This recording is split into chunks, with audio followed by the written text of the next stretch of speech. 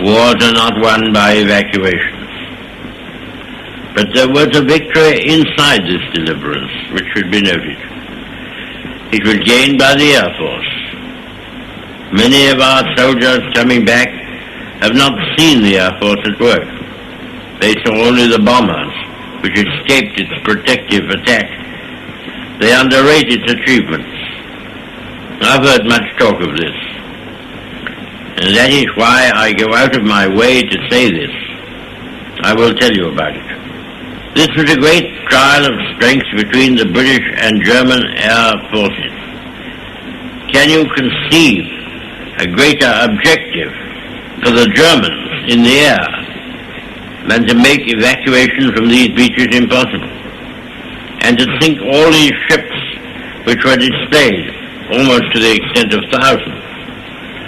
Could there have been an objective of greater military importance and significance for the whole purpose of the war than this?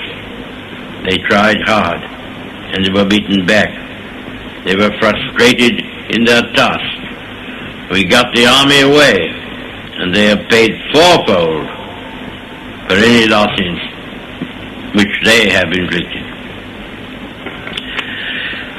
So when we consider how much greater would be our advantage in defending the air above this island against an overseas attack, I must say that I find in these facts a sure basis upon which practical and reassuring thoughts may rest. I will pay my tribute to these young airmen. The great French army was very largely, for the time being, cast back and disturbed by the onrush of a few thousands of armored vehicles. May it not also be that the cause of civilization itself will be defended by the skill and devotion of a few thousand airmen? There never has been, I suppose, in all the world, in all the history of war, such an opportunity for youth. The Knights of the Round Table, the Crusaders, all fall back into the past, not only distant, but prosaic.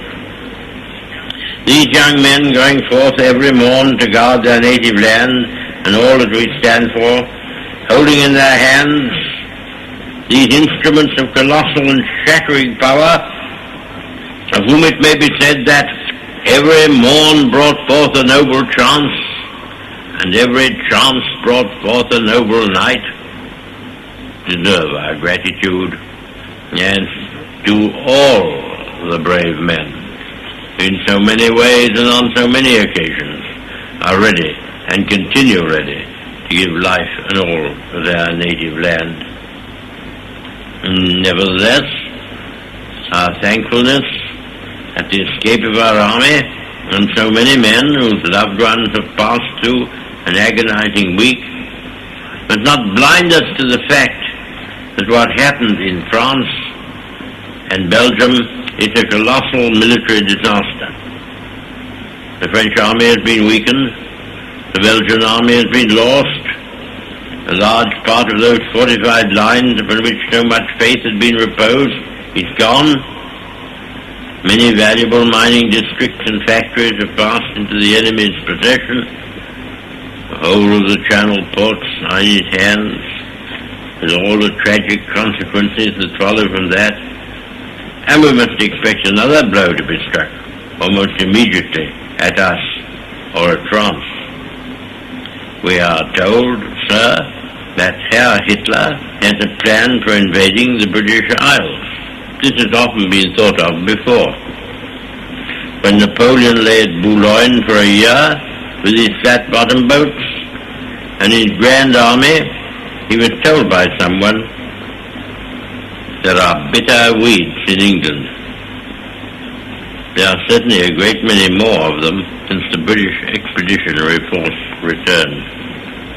Sir, I have myself full confidence that if all do their duty, if nothing is neglected, and if the best arrangements are made, as they are being made, we shall prove ourselves once more able to defend our island home, to ride out the storm of war, and to outlive the menace of tyranny if necessary for years, if necessary alone. At any rate, that is what we are going to try to do. That is the resolve of His Majesty's government, every man of them. That is the will of Parliament and the nation.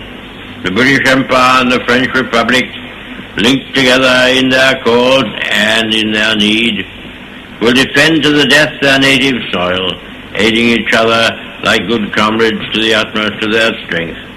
We shall go on to the end. We shall fight in France. We shall fight on the seas and oceans. We shall fight with growing confidence and growing strength in the air. We shall defend our island, whatever the cost may be. We shall fight on the beaches. We shall fight on the landing grounds. We shall fight in the fields and in the streets. We shall fight in the hills. We shall never surrender. And if, which I do not for a moment believe, this island or a large part of it were subjugated and starving, then our empire beyond the seas, armed and guarded by the British fleet, would carry on the struggle until, in God's good time, the new world, with all its power and might, steps forth to the rescue and the liberation of the old.